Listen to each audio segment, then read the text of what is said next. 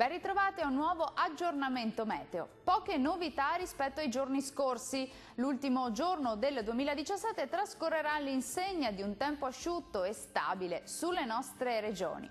Nel dettaglio, sul Veneto al mattino possibili foschie, nebbie e nubi basse sulle pianure meridionali della nostra regione, più sole invece altrove, più nubi col passare delle ore ma senza altre conseguenze. Le temperature massime saranno comprese tra 4 e 7 gradi, valori minimi tra -3 e 0 gradi circa. Spostiamoci ora a vedere la situazione del Friuli Venezia Giulia.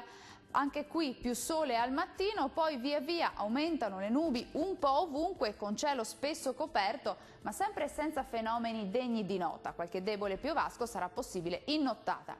Temperature massime tra 6 e 9 gradi, minime tra -2 e più 2 gradi. Concludiamo infine con uno sguardo alla situazione del Trentino Alto Adige.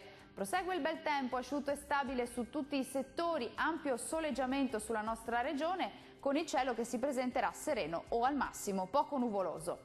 Le temperature massime saranno comprese tra 8 e 9 gradi, minime tra -3 e più 3 gradi.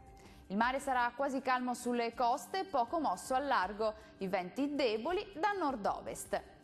Dal meteo per ora è tutto, arrivederci!